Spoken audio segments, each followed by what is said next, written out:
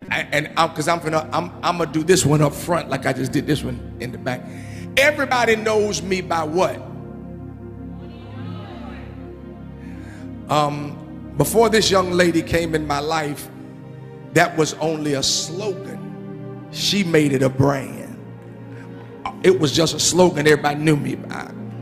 When the Lord brought her into my life, I'm one of her clients.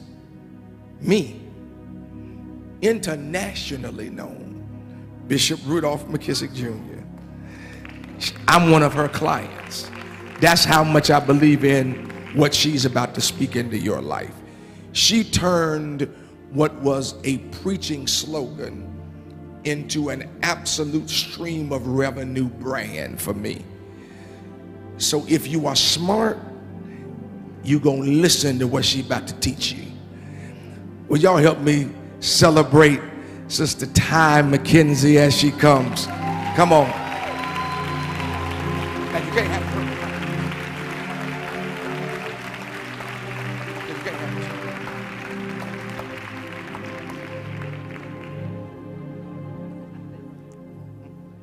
Oh, yeah, listen, before Ty gets started, what is the hashtag? All right, cool. We need everybody snapping pictures and writing stuff down that's being said. If it's tweetable, I need you to tweet it. Snap pictures and hashtag everything. Hashtag Diva Day 2015. Y'all feeling me? Hashtag Diva Day 2015. All right, cool. Good morning, everyone. How are you? Oh, man, I'm at home, so I need y'all to give me a little bit more than that. Good morning, ladies. How are you?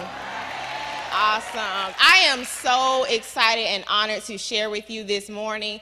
It is truly a privilege to be able to share in my home church. It is an honor for my leaders to think that much of me and to connect with me and invest and sow into me. Thank God for Lady Kim and connecting with her and her entrusting me with this responsibility. Let's give a hand for Lady Kim, please. Thank you.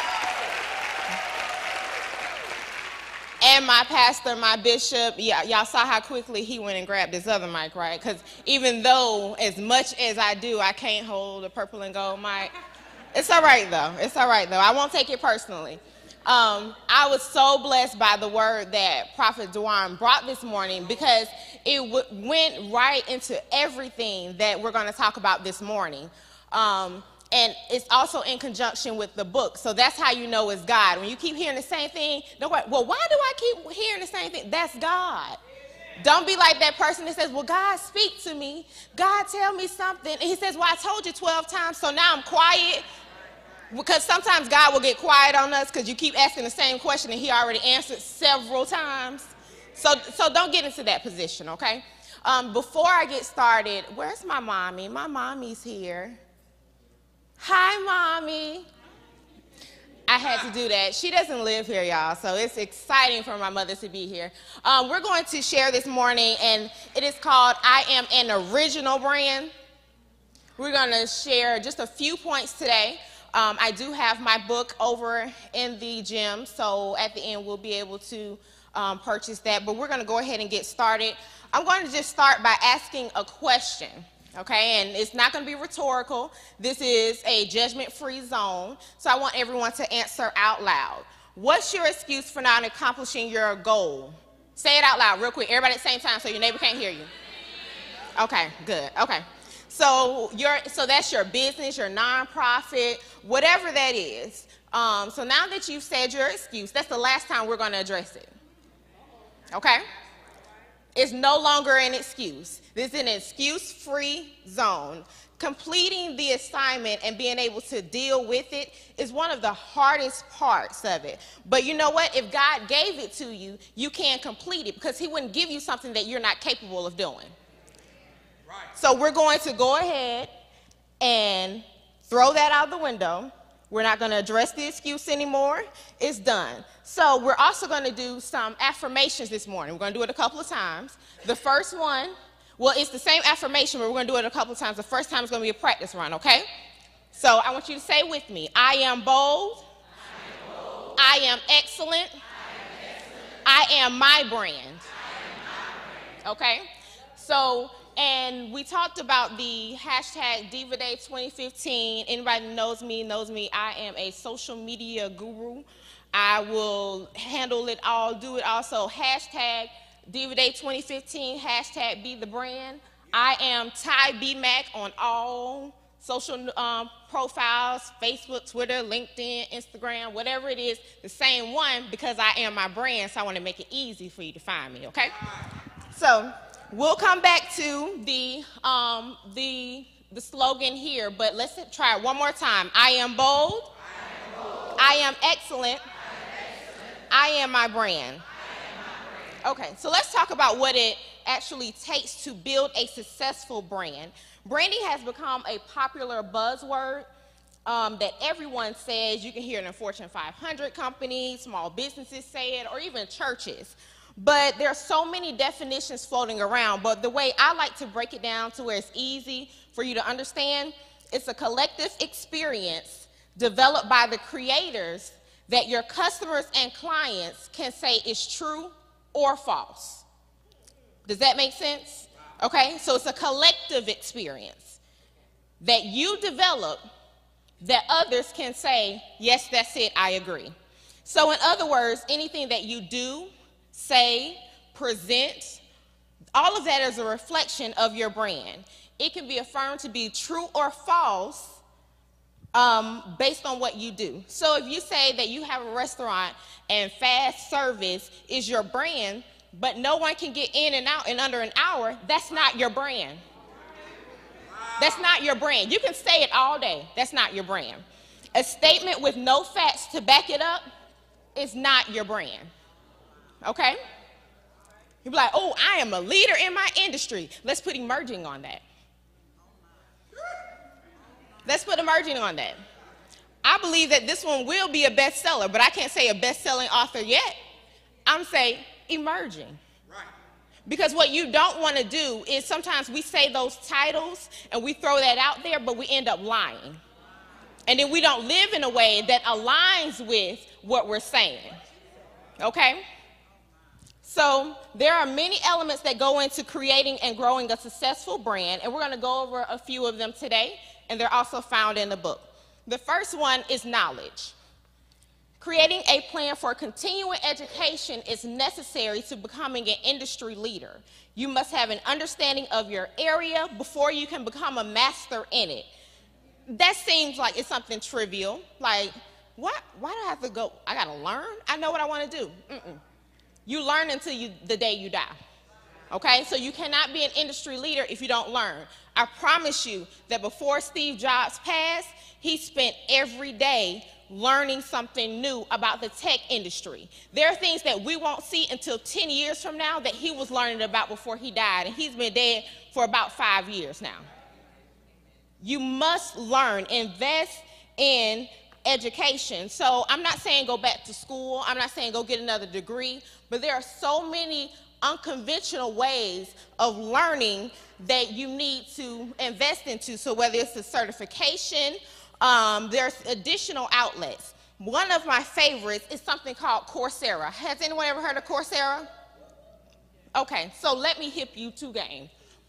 Coursera is a free, everybody say free, free resource where you can learn just about anything. And these courses are taught through universities. So you have classes from Harvard, MIT, Yale, in any subject that you want to learn. So remember that excuse earlier? Yeah, we can't talk about it. It's free, it's online, and the information is there. Okay? So we can't talk about those excuses. A lot of times it's just a matter of knowing, and if you don't ever go out and know and look for it, you won't know what's there. Coursera has hundreds of thousands of courses offered at different times through these different universities because they're just sharing the information. You get the syllabus, you get the additional quizzes and materials that you can download. And if you want a certificate later, you can like pay, it varies versus by each course, but maybe about $25, $40 if you want to take that certificate somewhere and use it in your industry. But if you just want to learn something else, it's free. Remember that excuse? It's gone. Okay, so another unconventional resource is one of my favorites, YouTube. Now, YouTube is not just for watching funny videos and cats and, seeing what's viral. You can learn on YouTube. Type in how to whatever you were looking for, and you'll be surprised. You're like, I don't know how to, you know what, YouTube, how to, somebody put a video on it. Someone created, because you're not the only one who had that question. You're not the only one who felt lost or stuck in that moment. So YouTube, okay? So let's try this again. Y'all ready? I am bold. I am excellent. I am my brand. All right, so the next one, mentoring.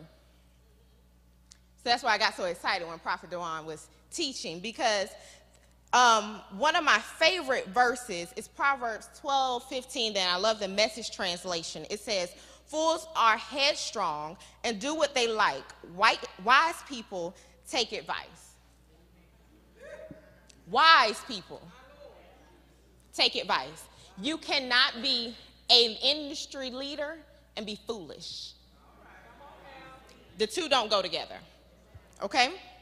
Now, let's just clear something up real quick about a mentor. That's not the person that takes you out to lunch, that, exposes you to the finer things in life because they got a little money and, now they can gift you with everything. That's not your mentor. Your mentor may at times do those things, but if they never do, the fact that they are sowing into your life and helping you go to the next level, they fulfilled their responsibility. It's your job to sow into your mentor and say, mentor, I don't have it all, but okay, I can't afford Ruth Chris, but let's go to Applebee's because I appreciate what you have given me.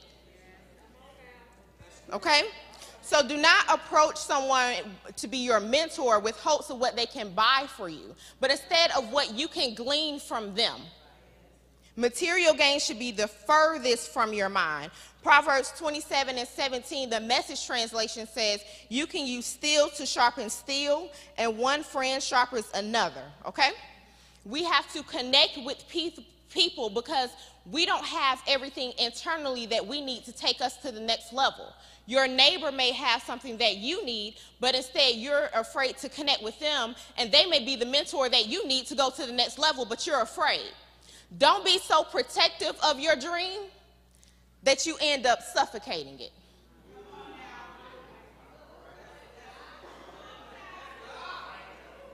You will suck the life out of it when you hold it and don't want to share it. And you're like, I got it, I don't know. And then you look up 5 years later and like, what happened to it? You suffocated it. Now you have to give it back to God for him to revive it and start the process all over again. Don't waste time doing that. Okay? Y'all know what time it is. I am bold. I am excellent. I am my brand. The next essential is to invest. Invest. If you don't believe in your brand enough to invest in it, don't expect the customer to do it. Don't do it. It's not going to happen, okay? So you must be the first partaker. And I know you're saying, well, Ty, I don't have the money. I don't have that disposable income. I don't have it. You do. Because you found it to go get the nails done and the hair done. And you found it to go to Dillard's because they had that good shoe sale that you just couldn't miss. I'm just speaking from experience, because when I was in the position to where I had to take my business to the next level, I will tell you, I was the acrylic queen. This was about 5 years ago. Every 2 weeks, faithfully, I had a pink and white. And you know, the pink and white field is a little more than the regular field because they got to do both and all that. Now, so when I sat down and counted that up, I said, okay. I was like, well, you sure, Jesus? Because I don't know how to function without the pink and white. But you will find the ways and the resources. Money isn't an excuse. I don't have the money. That's an excuse. That's not a reality. That's not the truth. So I heard when we were sharing our excuses earlier, when you were saying, oh, well, you know, I don't have the money, I don't have cash. That's not a real reason. I promise you it's not. No matter what your income level is, again, speaking from experience, that's not a real excuse. Because my business went to the next level when I was unemployed. I went from being in a management trainee position with Verizon, working in marketing for them. They eliminated the program in my area. I'm unemployed, and I'm doing my business on the side. I'm like, all right, God, well, what? Because in that time, I was like, okay, well, God, just give me the contract that'll take me to the next level so I can quit this job. That wasn't going to happen. That wasn't going to happen. So he had to release me from that, and then I had to make this work on the next level, unemployed. And now I'm in a position to where that Verizon money, while it was good, it's nothing compared to where I am now.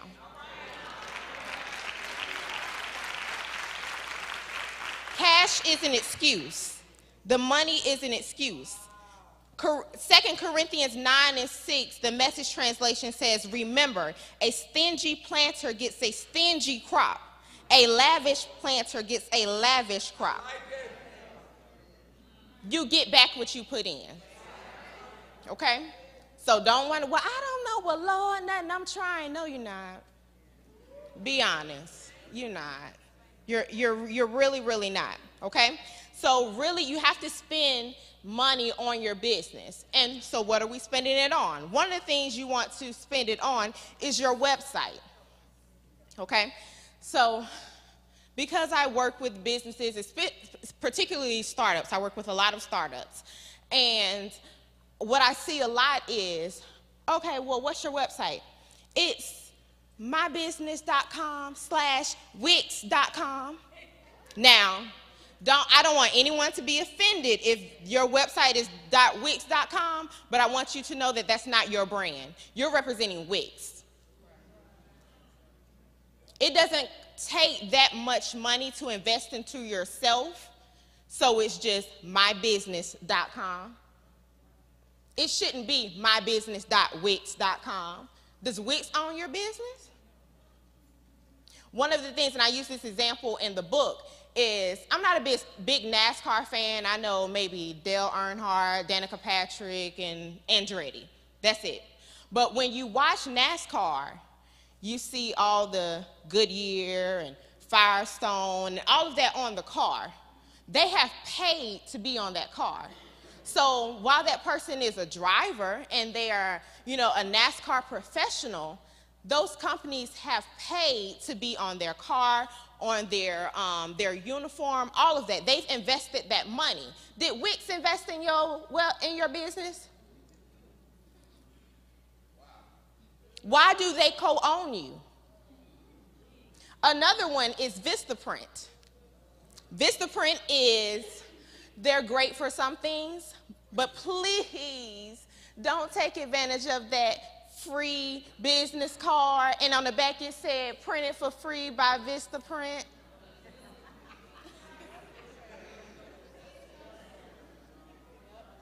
Because when I flip that over, I say, oh, are you co-owned by Vistaprint? Your business card, your website, whatever it is that you are offering to people should only make people think about your business, your brand. I shouldn't look at it and say, oh, who is Wix? Oh, who is Vistaprint? It's your business. What are you presenting to the people? What is your identity? Okay? It takes time and it does take investment, but you have to be the first partaker. And I went a little bit off track, so sorry. But an overnight success is actually the result of several long nights. That's good. Several long nights. People always wonder, well, how she just pop up and do this? How did that happen? You don't know. That person has been slaving for 3 years. So you have to slave for your 3 before you can get to that place. If you slave for 6, it won't happen. Not 6 days. It's not going to happen. You invest your time and your money in what you want to grow. Okay? Y'all ready for your affirmation again? I am bold. I am excellent. I am my brand. Now, the next part we're going to talk about is your elevator pitch. Now, this is essential because there are so many times that I talk to people about what they do, or like, tell me about yourself, tell me about your business or what you want to do. And it's all over the place. They have no clear identity about it. Well, I don't know. Well, I do this. Well, I can kind of do everything. Okay.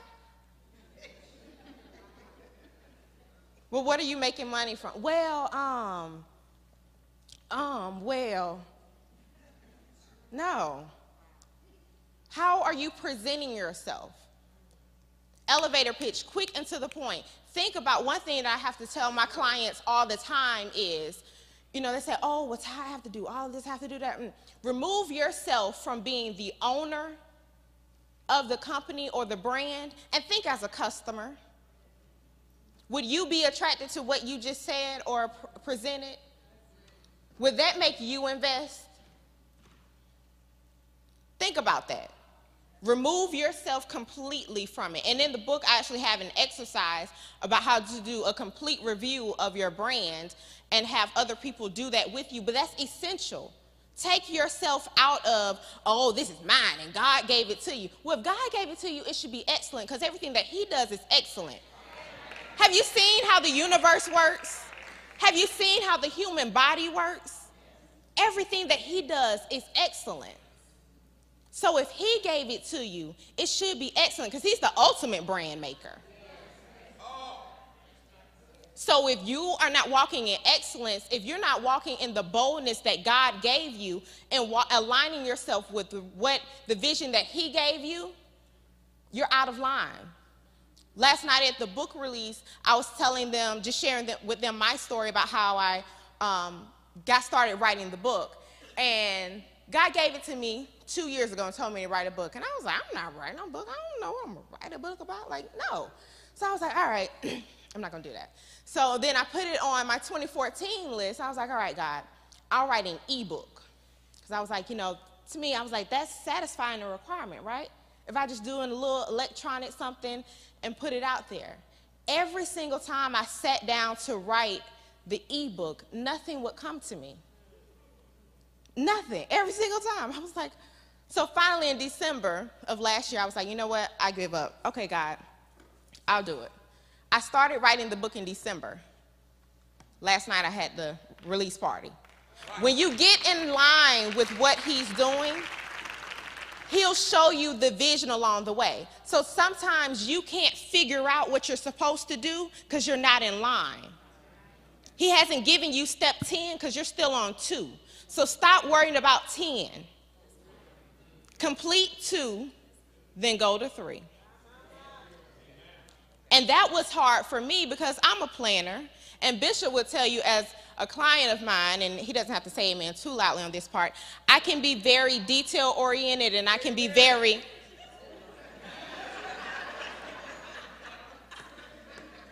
We'll talk about that later. See, we have the bishop relationship, then we have the client relationship, and that's a little different. So we'll talk about that later. But I can be very detailed oriented, and I want to know where everything is and all the time and have this. Okay, this is going to happen on this day, on this day, on this day, and I have everything mapped out. I have a daily planner where I write in everything and have it all that. But I couldn't do that with the book. Because God was saying, no, do it this way. And I had to break out of my norm. And he wouldn't let me see what the end was supposed to look like. He showed me piece by piece by piece. He gave me enough to start where I was. He gave me enough to complete the step where I am. So if you're struggling with where to go next, you may just need to sit where you are right now and complete what he just gave you. That's probably the problem. And you're saying, well, God, you're not speaking. Remember what I said earlier. Sometimes he stops speaking because he's told you several times.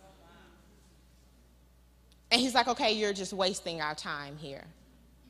I answered you. I told you what to do.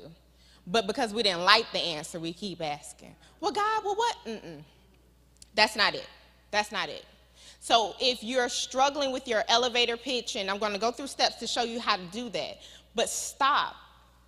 Figure out what God is saying to you, where you're supposed to be right now, what you're supposed to be doing right now. What's the last thing he told you to do? Did you do it? If you didn't do that, don't expect the next thing. It goes in order. Because you know how we sit back sometimes, we're like, oh, God, I see why. Because that went with that and that. Yeah, he's like, yeah, I knew that. That's why I was trying to help you, but you was trying to do it all yourself. Okay? So, elevator pitch. The first one seems a little elementary, but I promise it's essential. The name. Name of your company, who you are, whatever that is. So many times people say, oh, well, I have this business that da-da-da-da-da-da, or I do da-da-da-da-da. Okay, well, honey, what's your name? What's the name of your business? The name. Now, your name is not the name of your business is not the place where you tell your testimony and your whole story. Right. Okay? So let's not make it too complex. This is not where we get all deep and, you know, your name is a paragraph long and no. Think about the brands that are most impactful. McDonald's, Wendy's, Apple, Sony, WHDI, I'm biased, but you know, hey, you have those very simple to the point. They have additional meanings outside of them, yes, but very simple and to the point. That's also with your logo as well. Don't get deep with your logo. Don't have a million symbols there that only you understand. Nope, don't do that. Don't do that. And invest in a graphic designer who can make you a high quality logo so it looks like something. Okay? It's not supposed to be made in Microsoft Word or clip art or paint.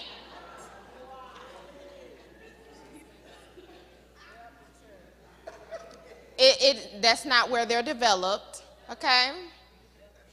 Don't do it. Don't do it. Invest. And just as a free resource, this one isn't down here, Fiverr, Fiverr. They are a great resource for graphic design needs.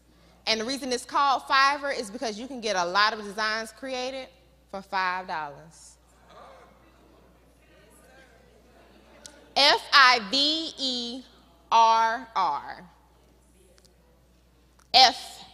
F as in Frank.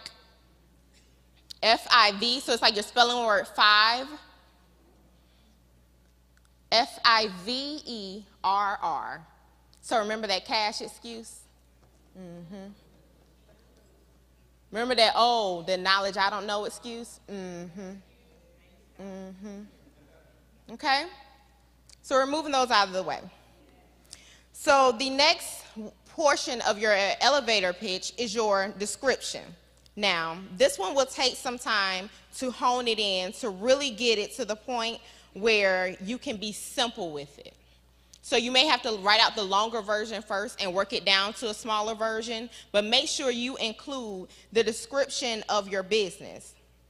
The next one is your market. What industry are you in? If you don't know what industry you're in, you need to go all the way back to the beginning. Wow. Knowledge. Okay? Because how many of us have been in a store and we ask someone who works in the store about a product on the shelf and they can't tell you anything? That's irritating, right? So why would we ask someone to be a customer of ours and we're not aware of what we're presenting to the people? We don't know anything about the market. You don't know who your competitors are. You don't know anything about your industry. Oh, but God gave me this. Okay. Well, it's certain parts to it. Did you prepare? Did he tell you to go now? Or was he saying, this is it, now prepare and get it ready? We want the end. We don't want all the stuff in the middle.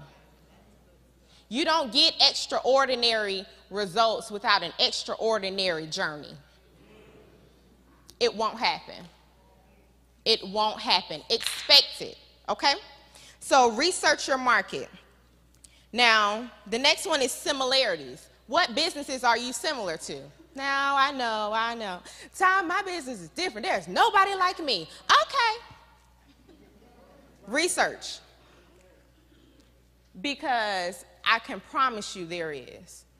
No matter what it is that you do or you have, there is somebody who has a similar vision. It may not be the exact same thing, but it's very similar. So if you haven't found it, you haven't looked hard enough. You need to know what you're similar to, because as you're giving that elevator pitch and you're saying, hey, so I do this, this, and this, and it's kind of like nothing you've ever seen before. And they're going to say, mm-hmm. People they like familiarity. So if you can say it's similar to, and then the next one is differences. And that's where you stand out. You say, but we do this. It's similar to this, but this is how I'm different. But in your differences, that's not where you bash your competition. You should never bash your competition. You will never hear me say anything about another public relations or marketing professional. I'll smile and nod. But I won't say anything about them, because what they do, good or bad or indifferent, has no bearing on what I do.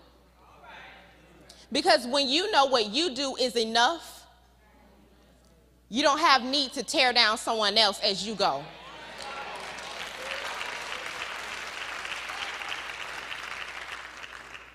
So, in closing, I want us to do our affirmation one more time, okay? Y'all ready? Yes. I am bold. I am excellent. I am my brand. One more time. I am bold. I am excellent. I am my brand. Okay. Be sure that you work to find out what your brand is. And then once you figure out what that is, you do everything in your power to take that to the next level. If it's not where it should be, if it's not great, if it's not in excellence, there's no one's fault but yours. As the leader, you can't say, oh, well, my assistant didn't do, well, my friend said, and I don't have this because somebody else. It falls on you at the end of the day, okay? Somebody else will not have to give an account for what your assignment is. You're the only one that will have to say, okay, well, why didn't you do it? Well, God, because my sister said she was going to help me, so no. Remember, we threw our excuses away. Excuses are figments of our imagination that make us think that we're not worthy. God gave it to you. It's enough. He put it inside of you. That's enough. That's it. Okay? I'll be over in the gym. I hope to see you all. We'll have books there. Thank you so much. I hope this has been helpful. Thank you, Bishop and Lady Kim. Love you guys.